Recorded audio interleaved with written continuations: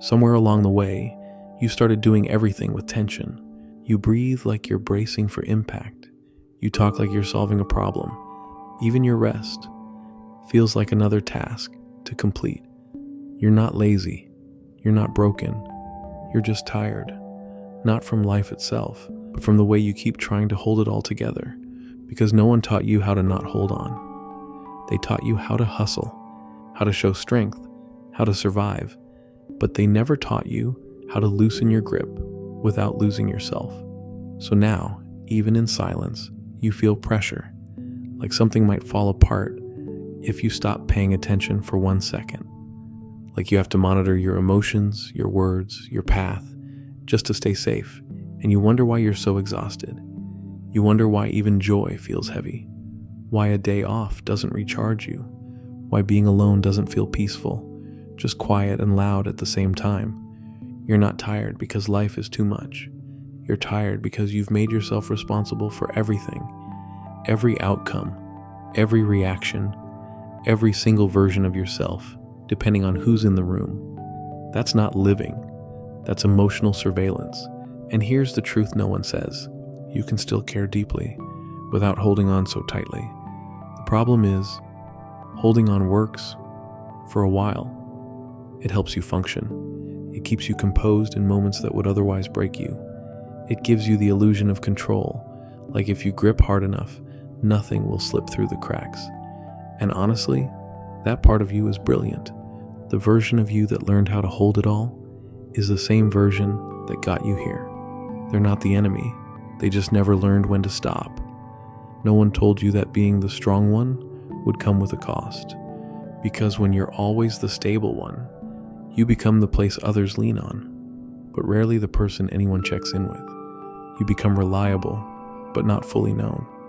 You become the rock, but rocks don't bend. They don't breathe. They just sit still while everything leans on them. Until one day, they start to crack quietly from the inside. That's the kind of exhaustion no one sees. The kind where you show up, you smile, you function, but inside, you're carrying stories that have never had room to breathe. And maybe you've forgotten what it feels like to not hold so much, what it feels like to let someone else carry something with you, to feel supported, not because you're falling apart, but because you're finally willing to admit that you're tired of doing everything alone. And this isn't about quitting. It's not about giving up your responsibilities or walking away from your life. It's about unlearning the belief that your grip is the only thing keeping everything from falling apart. Because here's the quiet truth. Some things will fall apart. Some plans will change. Some people will leave. And none of that means you failed. It means you're human. And being human was never meant to be a solo project. So what happens when you finally let go? Not in some dramatic movie scene way, but in those small, quiet moments where you choose not to grip so hard. You don't shut down. You don't collapse. You just stop trying to control things that were never yours to manage. You stop rehearsing conversations that haven't happened. You stop over-explaining yourself in your own head. You stop trying to calculate how to be the best version of yourself in every room. And in that space, something strange happens. You begin to notice what's actually here. You notice your body, how tense it's been for years. You notice how quickly you scan for threats, even in safe places. You notice how much of your identity has been built on being the one who never needs help. And it's disorienting at first, because without the armor, who are you? What's left when you're not the reliable one, or the strong one, or the fixer? Here's what's left. You. The version of you that exists even when you're not performing. The version of you that doesn't have all the answers and doesn't need to. And when that version of you finally gets a little bit of space, a little bit of breath, a little bit of room to exist without a script, you start to feel something you didn't expect. Peace. Not the kind of peace that feels like a reward, the kind that feels like home. Because peace doesn't arrive when everything is under control. It arrives when you stop treating control like it's your only source of safety. Letting go doesn't mean you stop caring. It means you stop carrying everything alone. You stop thinking it's your job to anticipate what life is going to throw at you next. You stop managing your existence like a crisis waiting to happen. And what fills that space? Not chaos, but clarity, not laziness, but presence, not disconnection, but finally, softness. The kind of softness that lets you exhale fully. The kind that lets people see you as you really are, not just as who you've trained yourself to be. That softness isn't weakness. It's your nervous system remembering that it's safe now, that you can stop gripping, that you can be here, instead of always trying to stay ahead. But here's the thing, most people never prepare you for what it actually feels like to stop holding on. It's not instant peace. It's not like a switch flips and everything becomes light and beautiful. It's messy, it's awkward, and sometimes it's a little scary. Because when you've spent your whole life gripping, letting go can feel like you're doing something wrong, like you're being irresponsible. Or worse, like you're losing control of yourself. You're not. You're learning how to live without pretending you're a machine. You're learning how to trust that being present doesn't mean being passive, that things can unfold without your constant interference, that life actually has intelligence, and it doesn't always need your input. And yes, part of you will panic, because control feels like safety, even when it's draining you. But just because your nervous system has adapted to tension doesn't mean it belongs there. You can be alert and relaxed at the same time. You can care deeply without being on edge. You can take action without being ruled by urgency. But to get there, something has to change, your relationship with discomfort. Because here's the truth. Most of the things you're holding on to, they're not rooted in love, or clarity, or alignment. They're rooted in the fear of what might happen if you let go. Fear of falling behind. Fear of being misunderstood. Fear that if you stop managing everything, people will stop needing you. But fear makes terrible decisions. It always asks, what if it all goes wrong? Never. What if it finally goes right, and I didn't have to control it for that to happen? Letting go is not about trusting the outcome. It's about trusting yourself enough to meet whatever comes without breaking.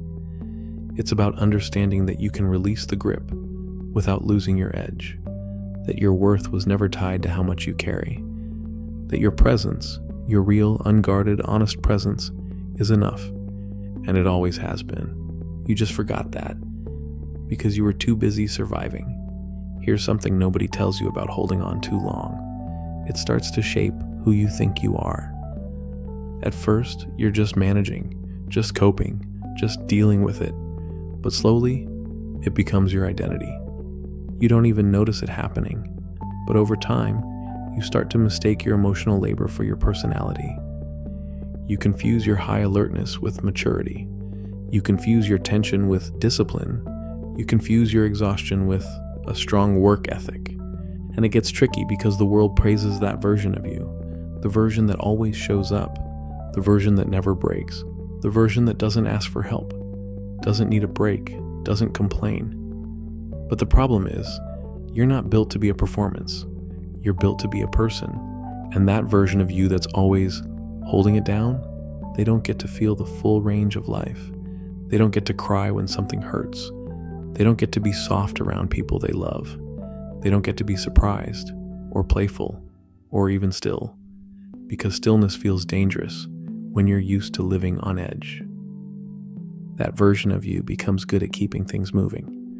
But movement without meaning is just another kind of avoidance. So maybe the real question isn't, how do I stop holding on? Maybe it's, who am I when I stop? Who am I when I'm not gripping the wheel of every conversation? Who am I when I'm not scanning the room for tension? Who am I when I'm not preparing for the worst at all times? And those aren't easy questions, because you've built layers of identity around being okay, even when you're not. But here's the beautiful part. When you start loosening your grip, your real self doesn't fall apart. It shows up, the one that was underneath all along. The version of you that's steady, not because you're in control, but because you're finally aligned with your own energy. And that's a kind of power most people never get to feel, because they're too busy trying to earn worth through tension. You don't have to do that anymore. There's a fear that creeps in when you think about loosening your grip. A fear that if you stop holding on, everything will fall apart. That fear doesn't always speak in full sentences. Sometimes it just shows up as guilt when you rest, or anxiety when things feel too quiet, or that uneasy sense that something is wrong, even when nothing is. That's not intuition. That's your nervous system, conditioned by years of survival. You've been wired to believe that stillness is suspicious, that if things are flowing too easily, you're clearly missing something, that if you're not stressed, you must not be trying hard enough. But that belief is not truth.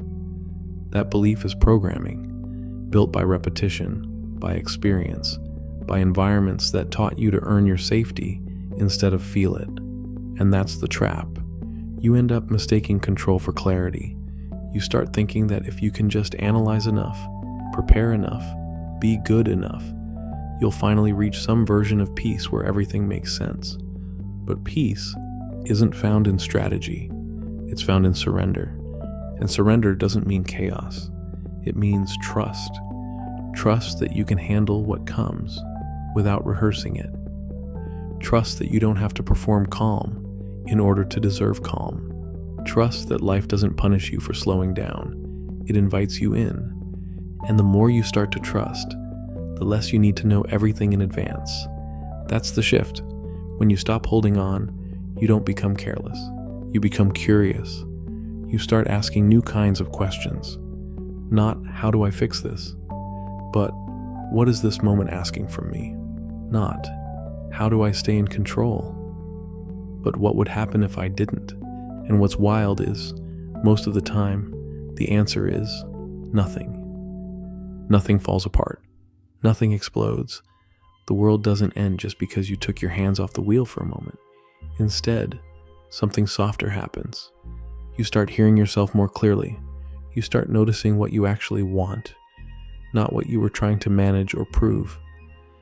You begin responding instead of reacting. You move slower, but somehow you feel more aligned, more present, more like someone who's not bracing for life, but actually living it.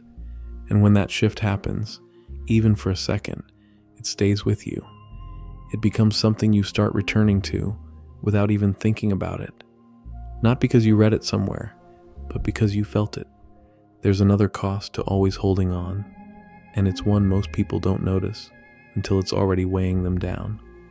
It disconnects you, not just from yourself, but from the people around you, from the present moment, from the actual experience of being alive. Because when you're constantly managing everything, your emotions, other people's reactions, what might go wrong, you stop being available to what's happening right now. You could be sitting in a room full of people and not hear a word they're saying. You could be on a walk through beautiful weather and still be locked inside your mind. You could be with someone you care about and not feel it, because you're too busy preparing for the next moment, the next thought, the next thing to go wrong. And that's the most exhausting part. You're not just holding tension in your body, you're holding distance between yourself and your actual life. Because control doesn't just numb pain, it numbs joy too. It numbs wonder, it numbs warmth, it numbs connection, the deep, honest kind that happens when you're not trying to curate how you're perceived every second. You can't feel fully present when half of your energy is going toward keeping everything in place. But here's the truth. Not everything needs to be in place for it to be beautiful. Not every moment needs to be polished to be meaningful. Not every version of you needs to be managed in order to be loved. Some of the most peaceful, intimate, human moments you'll ever feel are the ones that weren't planned. They weren't optimized. They weren't perfect. They just were. And you were finally there to feel them. Not because you controlled them, but because you stopped standing between yourself and the moment. That's what letting go gives you. Not chaos, not failure, not collapse. Contact with your own life, with other people, with a version of yourself that doesn't need to grip everything in order to feel safe. And the more you allow that contact, the raw, unfiltered kind, the less appealing control starts to feel. You realize it was never protecting you. It was keeping you from experiencing you. So here's your quiet permission. You don't have to keep holding everything anymore. Not your identity, not the pressure, not the old story that says your worth depends on how much you carry. Let it be heavy, let it fall, let it pass. You are still you, even when you're not holding it all. And if this video made something inside you soften, even just a little, type the word release in the comments. Let that be your signal to yourself, to this moment, to the part of you that's finally ready to exhale. And if this spoke to something deeper in you, subscribe. There's more here for you. Not answers, not fixes, just space dash. To breathe, to feel, and to remember that you don't have to carry it all to be whole. You never did.